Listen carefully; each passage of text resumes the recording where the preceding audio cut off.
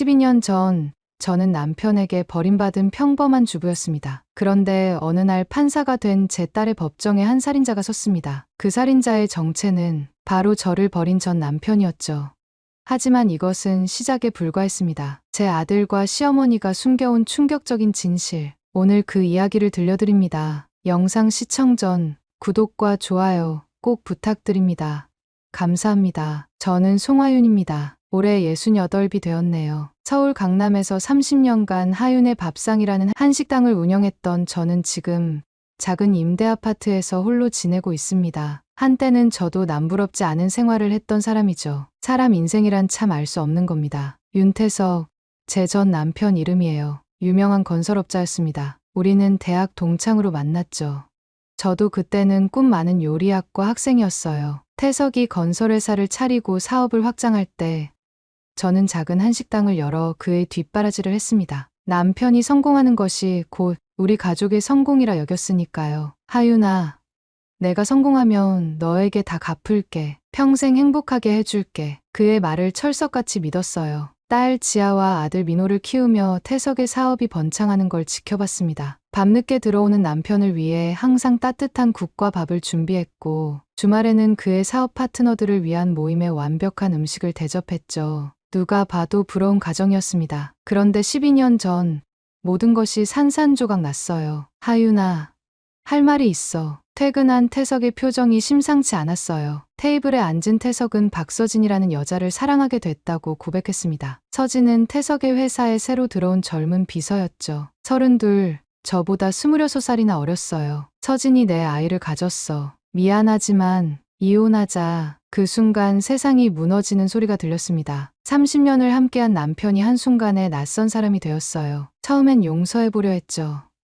하지만 태석은 변하지 않았습니다. 다음 주까지 식당에서 나가줬으면 해. 서진이가 우리 가게를 리모델링 할 거야. 더 충격적인 건 그 다음이었어요. 이혼 서류를 검토하던 중 태석이 식당 권리금과 제 명의로 된 재산까지 모두 빼돌렸다는 사실을 알게 됐습니다. 법적으로는 제가 가질 수 있는 게 거의 없었어요. 엄마, 우리 어떻게 되는 거야? 24이던 지아와 21였던 민호의 불안한 눈빛이 아직도 선명해요. 지아는 대학원을 갓 졸업한 상태였고 민호는 대학생이었습니다. 저는 아이들의 손을 꼭 잡았어요. 괜찮아. 엄마가 어떻게든 해볼게. 하지만 마음속으론 두려움이 가득했습니다. 30살부터 오로지 요리사로만 살아온 제가 어떻게 아이들을 키우고 살아갈 수 있을까? 강남의 식당에서 쫓겨난 우리 세 식구는 서울 외곽의 작은 원룸으로 이사했어요. 태석은 약속했던 위자료도 제대로 주지 않았습니다. 그는 박서진과 함께 호화로운 새 생활을 시작했고 우리는 하루아침에 빈털터리가 되었어요. 더 아픈 건 민호의 변심이었습니다. 아들은 점점 아버지 편에 서기 시작했어요. 엄마, 나 아빠 회사에 취직할래. 거기가 전망이 더 좋잖아. 민호의 말에 가슴이 찢어지는 것 같았어요. 그렇게 아들마저 저를 떠났습니다. 오직 지아만이 제 곁을 지켰죠. 엄마, 내가 미국 유학 가서 법률을 공부할게. 나중에 꼭 아빠 같은 사람들이 만든 불공정한 세상을 바로잡을 거야. 지아의 결심에 눈물이 났습니다. 하지만 지아의 유학을 위해 마지막 남은 금반지까지 팔아 그 아이를 떠나보냈어요. 그것이 제 인생의 가장 어두운 순간이었습니다. 첫 해는 정말 지옥 같았어요. 30살 이후 한 번도 남의 밑에서 일해본 적 없는 제가 할 수 있는 일이라곤 분식집 아르바이트, 식당 서빙, 건물 청소뿐이었습니다. 손에는 굳은 살이 박히고 허리는 끊어질 듯 아팠어요. 하지만 지아 생각에 버텼습니다. 송씨, 어서 이것 좀 치워요. 손님들 기다리잖아. 식당 주인의 고함 소리에 허리를 더 굽혔어요. 누군가의 밑에서 일한다는 건 생각보다 훨씬 힘든 일이었습니다. 특히 한때 유명한 식당의 오너였던 제게는요. 하지만 자존심 세우고 있을 형편이 아니었죠. 2년 정도 돈을 모아 작은 분식집을 열었습니다. 낮에는 분식집을 운영하고 밤에는 강남의 한 요양원에서 노인 돌봄 일을 시작했어요. 잠은 하루 4시간도 못 잤지만 그래도 독립적으로 살 수 있다는 것이 위안이었습니다. 어느 날 요양원에서 놀라운 사실을 알게 됐어요. 새로 입소한 노인 중에 저희 전 시어머니 윤명자 씨가 있었던 겁니다. 한때 저를 며느리라고 부르면서도 끊임없이 학대하고 무시했던 그 사람이 이제는 치매에 걸려 요양원에 들어온 거예요. 아들, 내 아들 어딨어? 태석이 어딨냐고. 명자 씨의 외침을 들으며 처음엔 복수심이 일었습니다. 이제 와서 아들을 찾는다고요?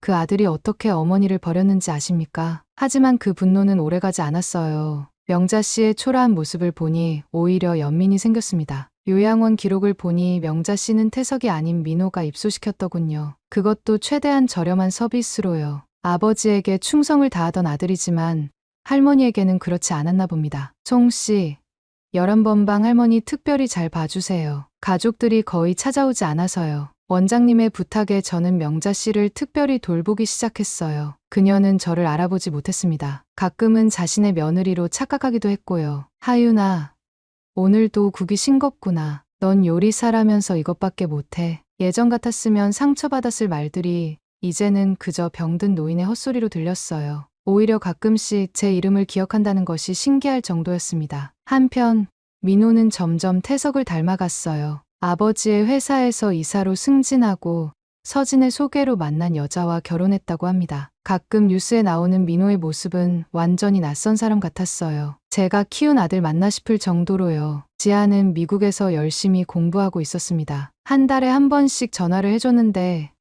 그 시간이 제게는 가장 행복한 순간이었어요. 엄마, 난 여기서 법학 박사 과정까지 마치고 한국에 돌아갈 거야. 꼭 판사가 될 거라고. 지아의 꿈을 들으며 가슴이 뭉클했습니다. 그 아이는 우리가 겪은 불의를 보며 법조인의 꿈을 키워나갔어요. 어느 날 분식집을 닫고 귀가하던 중 텔레비전 가게 앞에서 놀라운 뉴스를 보게 됐습니다. 오늘 법무부는 해외에서 우수한 성적으로 법학 박사 과정을 마친 송지아 씨를 특별 채용하여 서울중앙지검 검사로 임명했다고 밝혔습니다. 화면 속 지아는 너무나 당당하고 아름다웠어요. 검사 제복을 입은 모습이 꿈만 같았습니다. 그 자리에서 한참을 울었어요. 분식집 주인 아주머니가 어깨를 두드리며 물었죠. 왜 우시는 거예요?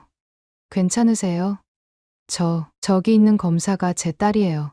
아주머니는 놀란 눈으로 저를 바라봤습니다. 이렇게 초라한 분식집 아줌마에게 어떻게 그런 훌륭한 딸이 있냐는 표정이었죠. 하지만 저는 자랑스러웠어요. 제 딸이 저를 닮아 끝까지 포기하지 않았다는 것이 정말 자랑스러웠습니다. 그날 밤 요양원에서 명자 씨의 머리를 빗겨드리며 말했어요. 어머니, 지아가 검사가 됐어요. 정말 자랑스럽죠? 명자 씨는 그저 멍한 눈으로 저를 바라볼 뿐이었습니다. 하지만 괜찮았어요. 제 기쁨을 누군가와 나누고 싶었을 뿐이니까요. 12년 만에 지아가 한국으로 돌아왔습니다. 인천공항에서 그 아이를 처음 마주했을 때 숨이 멈출 것 같았어요. 예쁜 여대생이었던 딸이 이제는 당당한 법조인으로 서 있었으니까요. 엄마, 지아가 공항 게이트를 나오자마자 저를 향해 달려왔습니다. 그 아이의 포옹은 여전히 따뜻했어요. 12년이라는 세월이 무색하게 느껴졌죠. 지아야, 정말 보고 싶었어. 목이 메어 더 말을 잇지 못했습니다. 지아도 눈물을 글썽이며 저를 꼭 안아주었어요. 엄마, 내가 이제 엄마 편이 되어줄게. 절대 다시는 혼자 고생하지 않게 해줄 거야. 택시를 타고 제 작은 원룸으로 향했습니다. 지아는 창밖으로 변한 서울 풍경을 물끄러미 바라보았어요. 제 원룸에 도착했을 때 지아의 표정이 어두워졌습니다. 엄마, 이렇게 작은 집에서 살고 있었어. 부끄러워진 저는 수줍게 웃었어요. 괜찮아. 나 혼자 살기에는 충분해. 지아는 방 안을 둘러보더니 제 손을 꼭 잡았습니다. 그 아이의 손이 제 손보다 더 부드러웠어요. 제 손은 이제 요리와 청소로 거칠어져 있었죠. 엄마, 이제부터는 내가 엄마를 책임질게. 곧 검사 월급도 나오고 미국에서 모아둔 돈도 있어. 더 좋은 집으로 옮기자. 딸의 따뜻한 마음에 눈물이 났지만 고개를 저었어요. 난 여기가 편해. 그리고 너는 내 미래를 위해 그 돈을 써야지. 지아와 함께 보낸 며칠은 꿈같았습니다. 우리는 12년간의 이야기를 나누며 밤을 지새웠어요. 지아는 미국에서의 유학 생활, 힘들었던 순간들, 그리고 한국으로 돌아오기로 결심한 이유를 들려주었습니다. 엄마, 나는 우리 같은 사람들을 위한 정의를 실현하고 싶어. 돈과 권력으로 법을 비웃는 사람들에게 법의 심판을 내리고 싶어. 지아의 눈빛에서 결연함이 느껴졌어요. 그 모습이 대견하면서도 한편으로는 걱정되었습니다. 이 사회는 그런 정의로운 사람들을 쉽게 받아들이지 않으니까요. 일주일 후, 지아는 서울중앙지검 검사로 첫 출근을 했습니다. 저는 분식집에서 평소처럼 일했고, 밤에는 요양원으로 향했어요. 명자 씨의 상태는 점점 나빠지고 있었습니다. 하윤아, 태석이 어디 있어?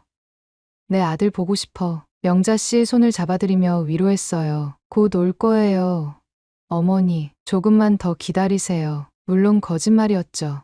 태석은 12년 동안 어머니를 한 번도 찾아오지 않았으니까요. 가끔 민호가 형식적으로 들르는 것이 전부였습니다. 그날 밤, 지아에게서 전화가 왔어요. 목소리가 떨리고 있었습니다. 엄마, 큰일이에요. 내가 중요한 살인사건을 배정받았는데 순간 가슴이 철렁 내려앉았어요. 지아의 목소리에 불안감이 가득했거든요. 무슨 일이야? 지아야? 윤태석. 아버지가 살인 용의자로 체포됐어요. 숨이 멎는 것 같았습니다. 태석이 살인을 저질렀다고요? 아무리 그가 나쁜 사람이 되었다고 해도 살인까지 했을 거라고는 상상도 못했어요. 어떻게 된 거야? 아버지의 회사 비서가 살해됐어요. 모든 증거가 아버지를 가리키고 있대요. 그리고 그 사건이 제게 배정됐어요. 세상이 빙글빙글 돌았습니다. 12년 만에 태석을 다시 마주하게 된 지아. 그것도 검사와 피해자로. 운명이 우리에게 얼마나 잔인한 장난을 치고 있는 걸까요? 그날 밤 요양원에 갔을 때 영자 씨가 평소와 다르게 또렷한 정신으로 저를 불렀어요. 하윤아, 내가 태석이를 봤어. 여기 왔었어. 놀라서 명자 씨를 바라봤습니다. 태석이 요양원에 왔다고요? 12년 만에요. 언제요? 어머니, 며칠 전 그 여자랑 같이 왔었어. 크게 싸우더라. 태석이가 그 여자 멱살을 잡고 명자 씨의 말에 가슴이 떨렸어요. 태석이 요양원에서 누군가와 다퉜다는 건데 혹시 그 여자가 살해된 비서일까요? 이건 중요한 단서가 될 수도 있겠다는 생각이 들었습니다. 명자 씨의 증언이 머릿속을 맴돌았습니다. 태석이 요양원에서 살해된 비서와 다퉜다니 이건 분명 중요한 정보였어요. 지아에게 알려야 할까요? 하지만 그 전에 확실히 해둘 필요가 있었습니다. 다음 날 아침 일찍 요양원으로 향했어요. 원장님께 CCTV 영상을 확인할 수 있는지 물었습니다. 며칠 전에 11번 환자 윤명자 씨의 아들이 다녀갔다고 하던데 혹시 그때 영상을 볼 수 있을까요? 원장님은 의아한 표정을 지었어요. 송 씨, 그런 영상은 개인정보라 함부로 보여드릴 수 없어요. 경찰 요청이 있어야 하는데 그때 제 뒤에서 목소리가 들렸습니다. 어머니? 돌아보니 민호가 서 있었어요. 12년 만에 마주한 아들은 완전히 아버지를 닮아 있었습니다. 키도 훌쩍 커서 저를 내려다보고 있었죠. 민호야. 원장님은 자리를 피해 주셨고 민호와 저는 요양원 정원에서 마주 앉았습니다. 긴장된 침묵이 흘렀어요. 할머니는 어떠세요? 많이 안 좋아. 치매가 심해지셨어. 넌 어쩐 일로 여기까지 왔니? 민호는 잠시 망설이더니 입을 열었어요. 지아 누나 소식 들었어요. 아버지 사건을 맡았다면서요. 그 말에 가슴이 철렁 내려앉았습니다. 역시 그 때문에 온 거였군요. 민호야, 그건 어머니, 제발 이 일에 끼어들지 마세요. 아버지는 결백해요. 누군가 아버지를 함정에 빠뜨린 거예요. 민호의 눈빛이 간절했습니다. 정말로 아버지를 믿고 있는 걸까요? 아니면 그저 회사 지분을 지키기 위한 걸까요? 민호야. 할머니가 그날 아버지가 누군가와 크게 다투는 걸 보셨대. 이건 중요한 증언이 될 수 있어. 민호의 얼굴이 창백해졌어요. 할머니가요? 말도 안 돼요. 할머니는 치매 환자잖아요.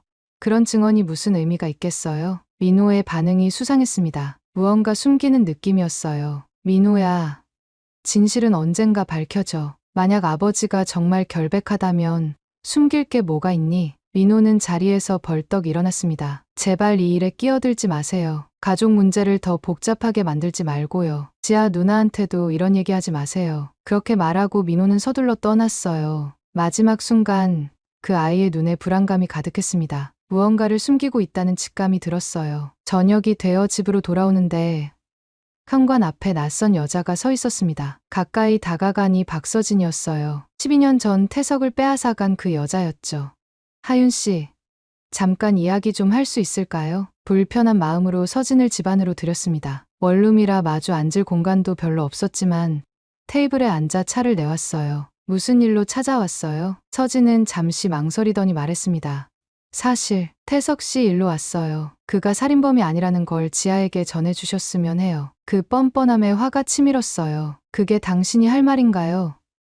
12년 전 우리 가족을 망가뜨리고 이제 와서 도움을 청한다고요? 서진의 표정이 변했습니다. 그녀는 주변을 둘러보더니 목소리를 낮췄어요. 하윤 씨, 사실은 태석 씨 회사가 큰 위기에 처해 있어요. 막대한 부채가 있고 살해된 비서는 그 사실을 알고 있었어요. 그 여자가 회사의 비밀 장부를 가지고 있었거든요. 순간 머릿속에 퍼즐이 맞춰지는 느낌이었습니다. 태석이 회사 자금을 빼돌리다가 비서에게 들켰고 입을 막기 위해 당신, 태석이 살인을 했다고 생각하는 거예요. 서진의 눈에 불안감이 스쳤어요. 그건 아니에요. 저도 잘 모르겠어요. 하지만 만약 태석 씨가 구속되면 민호가 회사를 물려받게 돼요. 그리고 제가 그제서야 서진의 진짜 의도를 알 것 같았습니다. 그녀는 태석보다 민호에게 기대고 있었어요. 회사의 실질적 소유권을 노리고 있었던 거죠. 서진 씨, 난 딸에게 아무 영향도 끼치지 않을 거예요. 지아는 정의로운 검사야. 스스로 판단하게 내버려 둘 거예요. 서진은 실망한 표정으로 자리에서 일어났습니다. 떠나기 전 그녀가 문득 돌아봤어요. 참, 요양원 CCTV 영상은 이미 민호가 확보했어요. 증거로 쓸 생각이라면 포기하세요. 그 말을 남기고 서진은 떠났습니다. 가슴이 쿵쾅거렸어요. 민호가 CCTV 영상을 가져갔다고요? 무슨 의도로?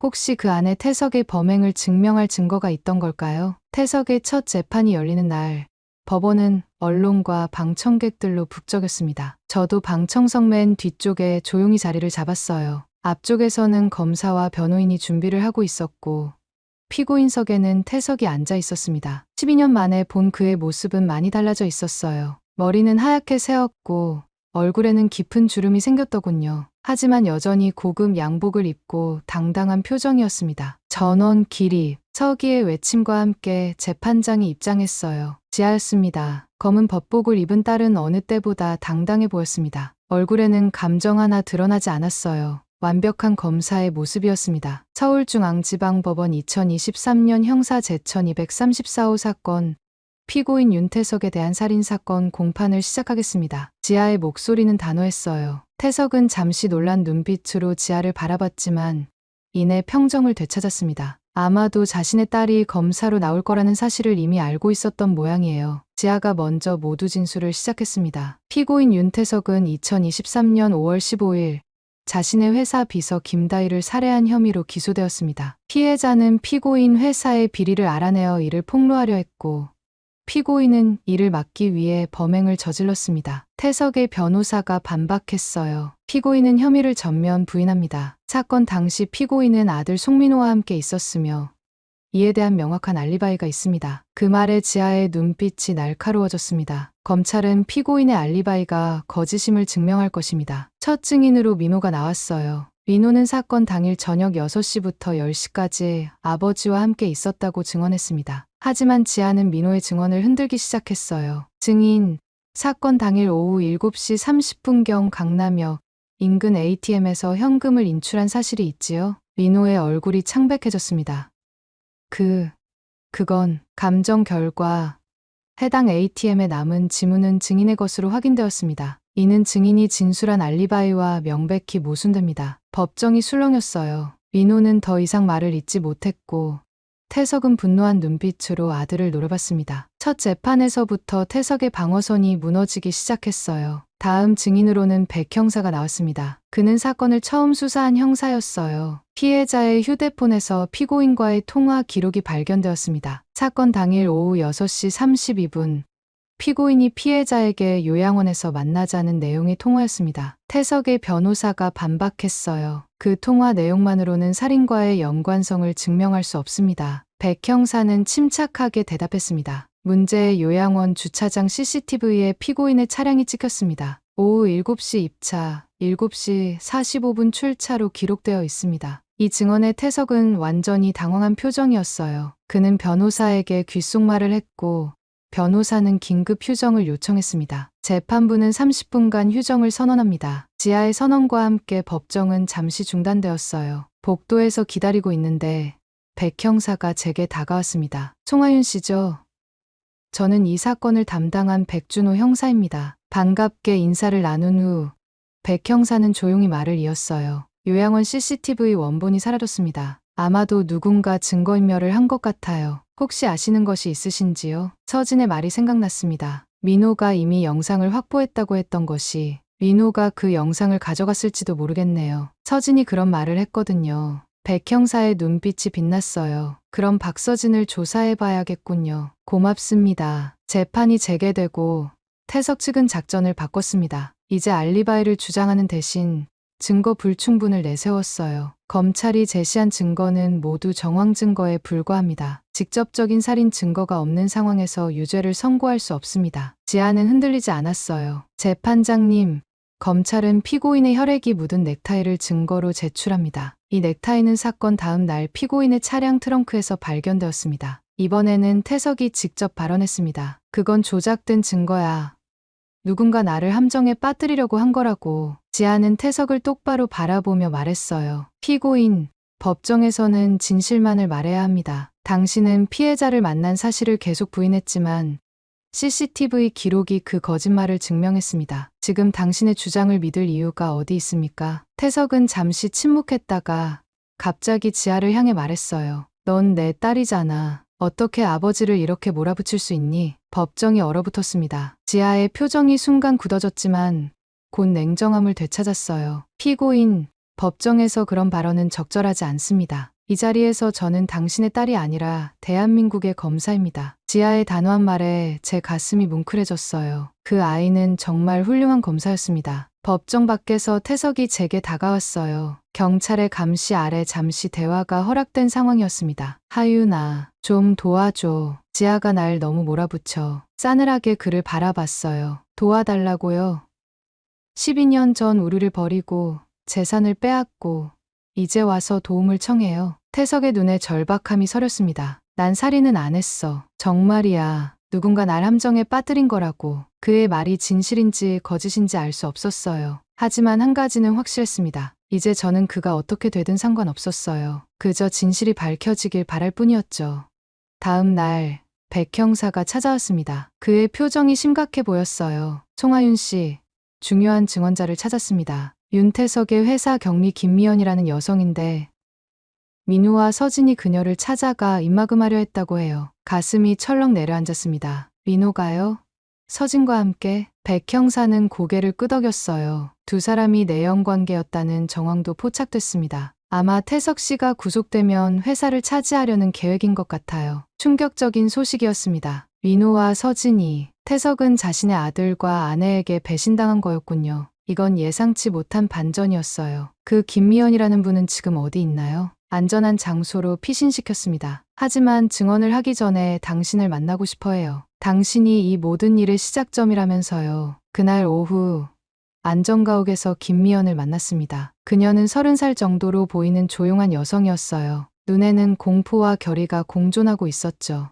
송하윤 씨, 드디어 뵙게 되네요. 태석 회장님이 항상 당신 얘기를 했어요. 놀랐습니다. 태석이 저에 대해 얘기했다고요? 제 얘기를요? 미연은 고개를 끄덕였어요. 회장님이 술에 취하면 종종 하윤이 있을 때가 행복했다고 말했어요. 서진 씨나 다른 여자들과는 달랐다고. 그 말에 가슴 한구석이 아려왔지만 곧 정신을 차렸습니다. 미연 씨, 태석이 정말 살인을 했을까요? 미연은 잠시 망설이더니 말했어요. 회장님이 살인을 했는지는 저도 확신할 수 없어요. 하지만 한 가지 확실한 건 회장님이 노인들을 대상으로 대규모 투자 사기를 벌였다는 거예요. 노인들을 대상으로요? 네.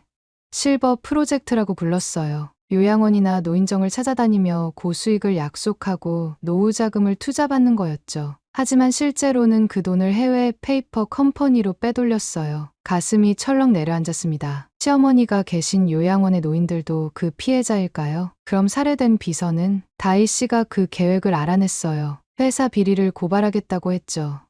그래서 회장님이 그녀를 요양원으로 불러냈고 미연의 말이 끊겼어요. 그녀도 확실한 건 모르는 듯했습니다. 증거가 있나요? 미연은 가방에서 USB를 꺼냈어요. 이게 모든 거래 내역이에요. 다희 씨가 제게 맡긴 건데 그 아이가 살해되고 나서 숨겨뒀어요. 민호 씨와 서진 씨가 이걸 찾으려고 했던 거예요. USB를 받아들고 찬찬히 살펴봤습니다. 이것이 태석의 범죄를 증명하는 증거였군요. 하지만 살인과는 직접적인 관련이 없어 보였어요. 이걸 지아에게 전해야겠어요. 그날 저녁 지아를 만나기 위해 검찰청으로 향했습니다. 하지만 주차장에서 민호가 갑자기 나타났어요. 어머니, 그건 뭐예요? 민호의 눈빛이 차가웠습니다. 그의 시선이 제 손에 든 USB로 향했어요. 내가 알 바 아니야.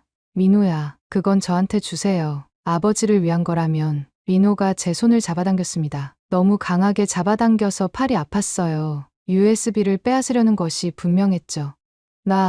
이건 진실을 밝히기 위한 거야. 몸싸움이 벌어졌습니다. 제가 밀려 넘어지는 순간 뒤에서 목소리가 들렸어요. 이게 무슨 짓이냐. 돌아보니 윤명자 씨였습니다. 시어머니가 휠체어를 타고 있었어요. 옆에는 요양원 간호사가 서 있었죠. 할머니, 민호가 놀라 물러섰습니다. 명자 씨의 눈빛이 또렷했어요. 오랜만에 보는 선명한 의식이었습니다. 내 손자가 어미를 괴롭히는 꼴을 보다니. 내가 널 어떻게 키웠니? 명자 씨의 목소리가 떨렸어요. 백 형사가 달려와 상황을 정리했습니다. 민호는 경찰에 연행되었고 USB는 안전하게 보존되었어요. 나중에 알고 보니 명자 씨가 저를 만나러 요양원에서 나온 거였습니다. 간호사의 말로는 갑자기 하윤이를 만나야 한다며 고집을 부리셨다고 해요. 마침 그 타이밍이 제 목숨을 구했네요. USB의 내용은 충격적이었습니다. 태석이 12년간 노인들을 대상으로 한 투자 사기를 벌여왔다는 증거였어요. 특히 치매 노인들을 노린 잔인한 범죄였죠. 하지만 살인에 대한 직접적인 증거는 여전히 부족했습니다. 다음 날 아침 요양원에서 명자 씨를 만났어요. 그녀는 평소보다 맑은 정신으로 저를 맞이했습니다. 하윤아, 내가 너한테 미안해. 옛날에 너무 못되게 굴었지. 시어머니의 사과에 눈물이 났어요. 이렇게 될 줄 누가 알았을까요? 괜찮아요. 어머니, 다 지난 일이에요. 나 그날 태석이 봤어. 그 여자랑 다투는 거. 근데 태석이가 그 여자를 죽인 건 아냐. 놀라서 명자 씨를 바라봤어요. 그럼 누가요? 명자 씨의 표정이 혼란스러워졌어요. 잘 기억이 안 나. 어떤 여자가 뒤에서. 그때 명자 씨의 눈이 다시 멍해졌습니다. 치매의 증상이 다시 시작된 거예요. 하지만 중요한 단서를 얻었습니다. 태석이 아닌 어떤 여자가 범인일 수 있다는 것이죠. 백 형사에게 이 사실을 알렸고 그는 즉시 수사 방향을 바꿨습니다. 이제 우리는 진짜 살인범을 찾아야 했어요. 결정적 증거 심리가 열리는 날, 법정은 이전보다 더 많은 사람들로 가득 찼습니다. 이번 재판이 태석의 운명을 결정지을 거라는 소문이 퍼진 탓이었죠. 저도 앞쪽 방청석에 자리를 잡았어요. 민호는 구속 상태에서 법정에 출석했고 태석은 피로해 보이는 얼굴로 피고인석에 앉아 있었습니다. 지아가 새로운 증거를 제출했어요. 재판부에 USB 속 회계 자료를 증거로 제출합니다. 이는 피고인이 10년 넘게 노인들을 상대로 투자 사기를 벌여온 것을 증명합니다. 태석의 변호사가 반발했어요. 이 재판은 살인 사건에 관한 것입니다. 다른 혐의에 대한 증거는 관련이 없습니다. 지아는 냉정하게 대응했습니다. 살해 동기를 명확히 하는 증거입니다. 피해자 김다희는 이 사기 행각을 폭로하려 했고 피고인은 이를 막기 위해 범행을 저질렀습니다. 재판장이 증거 채택을 허가했고 법정에는 충격파가 퍼졌어요. 태석이 얼마나 교묘하게 노인들의 재산을 갈취했는지 모두가 보게 된 거죠. 태석은 마지막 수단을 꺼내들었습니다.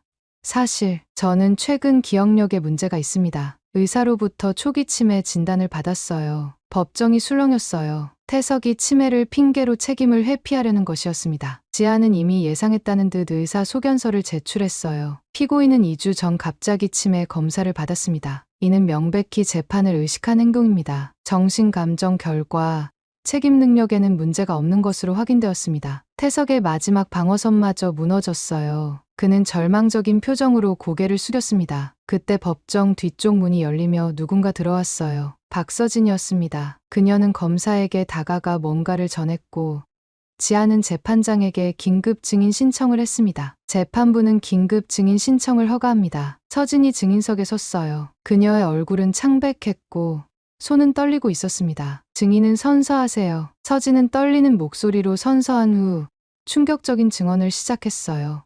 사실 태석 씨는 살인범이 아닙니다. 하지만 살인을 지시한 건 맞아요. 법정이 술렁였습니다. 태석은 격분한 표정으로 서진을 노려봤어요. 태석 씨는 제게 다이를 처리해달라고 했어요. 하지만 저는 거절했죠.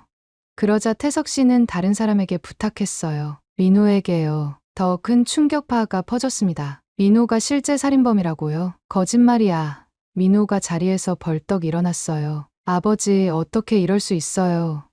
아버지가 지시했잖아요. 태석도 분노했습니다. 내가 서진과 짜고 날 함정에 빠뜨린 거잖아. 내가 회사를 차지하려고 부자의 고성이 법정을 채웠어요. 재판장이 정숙을 명령했지만 이미 모든 것이 드러난 후였습니다. 서진은 울면서 증언을 이어갔어요. 사실 민호와 저는 관계가 있었어요. 함께 태석 씨를 제거하고 회사를 차지하려 했죠. 하지만 살인까지는 계획에 없었어요. 그건 민호가 단독으로 결정한 일이었습니다. 민호는 완전히 무너져 내렸어요. 그는 울부짖었습니다. 난 아버지를 위해 그랬어. 다이가 모든 걸 폭로하려고 했어. 우리 가족이 망할 뻔했다고. 그 순간 모든 진실이 명확해졌어요. 태석은 살인을 지시했고 민호가 실행했습니다. 둘 다 범인이었던 거죠. 태석은 갑자기 지아를 향해 외쳤어요. 너는 내 피를 이어받은 내 딸이야. 날 어떻게 이렇게 할 수 있어? 지아는 냉정하게 대답했습니다. 당신은 12년 전 우리 가족을 버렸고 지금은 법 앞에 선 범죄자일 뿐입니다. 그 순간 태석이 무너져 내렸어요. 그는 갑자기 모든 것을 자백하기 시작했습니다. 노인 투자 사기, 살인 지시, 증거 인멸, 그동안의 모든 범죄를 털어놓았어요. 다 돈 때문이었어. 더 많은 돈, 더 큰 성공. 그게 내 인생의 전부였어. 태석의 고백을 들으며 가슴이 아팠습니다. 한때는 사랑했던 사람이 이렇게 파멸하는 모습을 지켜보는 것은 고통스러웠어요. 하지만 동시에 진실이 밝혀진 것에 안도감도 느꼈습니다. 재판은 그렇게 끝났어요. 태석과 민호 둘 다 범인이었고 서진은 공범으로 기소되었습니다. 정의는 마침내 실현되었습니다. 법정을 나오며 지아가 제 손을 꼭 잡았어요. 엄마, 이제 끝났어요. 우리 새로 시작해요. 딸의 손을 잡으며 고개를 끄덕였습니다. 마침내 12년간의 긴 악몽이 끝났어요. 한 달 후 태석은 살인, 교사 및 사기죄로 징역 15년을 선고받았습니다. 민호는 실제 살인범으로 무기징역을 받았고 서진은 공범으로 8년형을 선고받았어요. 법정 앞에서 마지막으로 태석을 봤을 때 그는 완전히 늙어버린 노인처럼 보였습니다. 그의 눈에는 후회와 절망만이 가득했어요. 놀랍게도 검찰 수사 과정에서 태석이 12년 전 저에게 숨겼던 재산도 모두 드러났습니다. 그는 제 이름으로 된 식당의 권리금과 예금을 모두 불법적으로 빼돌렸던 거죠. 법원은 그 재산의 원상복구를 명령했고 덕분에 저는 오랜 꿈이었던 하윤의 밥상을 다시 열 수 있게 되었어요. 새로운 식당은 강남의 번화가에 위치했습니다. 개업 첫날 예상보다 훨씬 많은 손님들이 찾아왔어요. 아마도 언론에서 제 사연이 알려진 덕분인 것 같았습니다. 어머니, 이제 더 이상 일하지 않으셔도 돼요. 제가 다 책임질게요. 지아의 말에 고개를 저었습니다. 아니, 난 이렇게 요리하며 살아가는 게 행복해. 사람들에게 맛있는 음식을 대접하는 것. 그게 내 삶의 의미야. 지아는 서울중앙지법의 판사로 승진했어요. 그 아이는 정의로운 판결로 많은 사람들의 존경을 받고 있었습니다. 특히 약자의 편에 서서 공정한 판결을 내리는 것으로 유명해졌죠. 한편 요양원에 계시던 명자 씨를 우리 집으로 모셔왔어요. 치매가 많이 진행되어 완전히 다른 사람처럼 변해 있었지만 가끔은 또렷한 정신으로 저를 알아보실 때가 있었습니다. 하윤아, 너는 내 딸이야. 내가 진짜 딸처럼 생각한단다. 명자 씨의 말에 눈물이 났어요. 한때 저를 괴롭히던 시어머니가 이제는 제 보살핌을 받고 있다니. 인생은 정말 예측할 수 없는 것 같습니다. 민호는 교도소에서 저에게 편지를 보내왔습니다. 아들의 삐뚤빼뚤한 글씨체를 보니 가슴이 아팠어요. 어머니, 정말 죄송합니다. 제가 어리석었어요. 아버지처럼 되고 싶어서 모든 것을 잃어버렸습니다. 용서해 주시지 않아도 이해합니다. 다만 제가 얼마나 후회하고 있는지 알아주셨으면 합니다. 그 편지를 읽고 한참을 울었어요. 미움보다는 안타까움이 더 컸습니다. 그래도 내 아들이니까요. 면회를 신청했고 차가운 교도소 면회실에서 민호를 만났어요. 어머니, 오실 줄 몰랐어요. 민호의 눈에 눈물이 고였습니다. 수갑을 찬 그의 손이 떨리고 있었어요. 어머니가 아니면 누가 널 찾아오겠니? 넌 그래도 내 아들인걸. 그날 이후 정기적으로 민호를 면회했어요. 그는 교도소에서 참회하는 마음으로 지내고 있었습니다. 사형이나 무기징역까지 각오했던 민호는 제 증언 덕분에 형량이 줄어 20년형을 선고받았어요. 모든 증거가 태석의 지시였다는 것을 가리켰고 저는 법정에서 민호는 아버지의 그늘에서 벗어나지 못한 채 잘못된 선택을 했다고 증언했거든요. 한편 서진은 재판 중에 태석의 해외 계좌에서 돈을 빼돌려 도주하려다 공항에서 체포되었습니다. 끝까지 이기적인 선택을 한 거죠. 결국 그녀는 원래 형량에 더해 추가로 5년을 더 선고받았어요. 요양원 노인들의 투자금은 태석에 동결된 재산에서 모두 되찾을 수 있었습니다. 저는 그 소식을 들고 요양원을 찾아갔어요. 어르신들의 얼굴에 안도의 미소가 번졌습니다. 하윤 씨 덕분이야. 우리 노인네들 평생 모은 돈인데 찾게 해줘서 고마워. 박할아버지의 말씀에 고개를 저었어요. 아니에요. 다 지아가 해냈어요. 제 딸이 정의를 바로 세웠을 뿐이에요. 식당이 안정되자 요양원 어르신들을 위한 특별 행사를 열었습니다. 매달 한 번 어르신들을 모시고 정성껏 준비한 한정식을 대접했어요. 그분들의 웃음이 제게는 최고의 선물이었죠. 명자 씨는 간간히 또렷한 정신이 돌아올 때가 있었어요. 그런 날이면 옛날 이야기를 들려주셨습니다. 하윤아, 태석이가 어릴 때는 정말 착한 아이였어. 근데 내가 자꾸 더 성공하라고, 더 돈을 벌라고 채근했지. 그게 아이를 망친 것 같아. 명자 씨의 고백에 가슴이 아팠어요. 모든 비극이 돈과 성공에 대한 집착에서 시작됐다는 것을 그때서야 깨달았습니다. 지아는 바쁜 판사 일정 속에서도 주말마다 집에 와서 명자 씨를 돌봐주었어요. 할머니와 손녀의 관계가 이렇게 회복될 줄은 몰랐습니다. 할머니, 이 약 드셔야 해요. 제가 먹여드릴게요. 지아가 명자 씨를 정성껏 돌보는 모습을 보며 가슴이 따뜻해졌어요. 상처는 치유되고 있었습니다. 식당 일이 안정되자 민호의 출소 후 계획도 세웠어요. 그가 진정으로 반성하고 있다는 걸 느꼈기 때문이죠. 10년 후 민호가 출소하면 식당에서 함께 일하자고 제안했습니다. 요리는 아니더라도 회계나 관리 업무를 맡을 수 있을 거예요. 어느 화창한 봄날, 지아와 함께 한강공원을 거닐었습니다. 벚꽃이 흩날리는 아름다운 날이었어요. 엄마, 후회 없어요? 아버지에 대해서 지아의 질문에 잠시 생각했어요. 태석과의 30년 결혼 생활, 그리고 그 후에 12년, 긴 시간이었습니다. 후회는 없어. 그 시간들이 있었기에 지금의 내가 있고 너와 민호도 있으니까. 다만 안타까울 뿐이야. 태석이가 욕심에 눈이 멀지 않았더라면 우리 모두 행복할 수 있었을 텐데. 지아가 제 손을 꼭 잡았어요. 엄마, 이제 우리는 행복해요. 비록 어두운 시간을 지나왔지만 지금은 진짜 행복을 찾았잖아요. 딸의 말에 고개를 끄덕였습니다. 맞아요.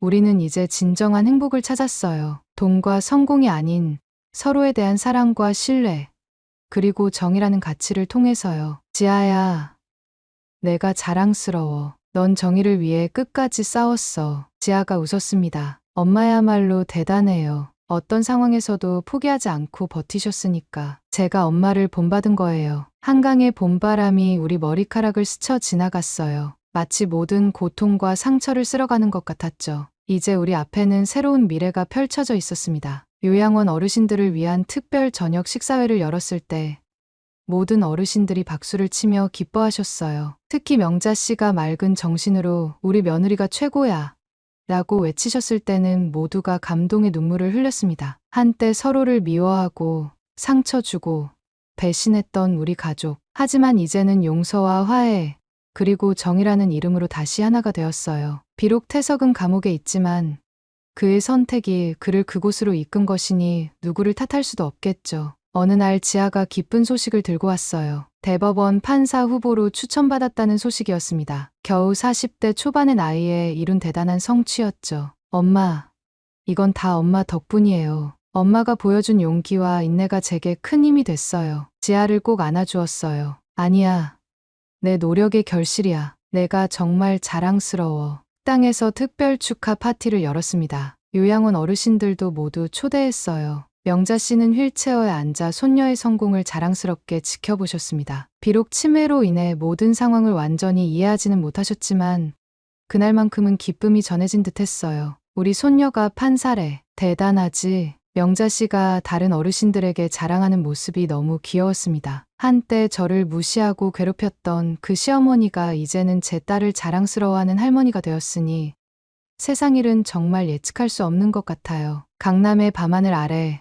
우리 가족의 새로운 이야기가 시작되었습니다. 이제 더 이상 비극은 없어요. 오직 정의와 사랑만이 남았을 뿐입니다. 노인을 무시하고 모욕했던 사람들은 응당한 대가를 치렀고 정직하게 살아온 사람들은 마침내 행복을 찾았어요. 이것이 제 이야기입니다. 쓰러져도 다시 일어나 끝까지 싸운 한 여자의 이야기. 그리고 정의가 승리한 이야기죠. 영상이 좋으셨다면 구독과 좋아요 눌러주시고 다음 영상에서 다시 뵐게요. 감사합니다.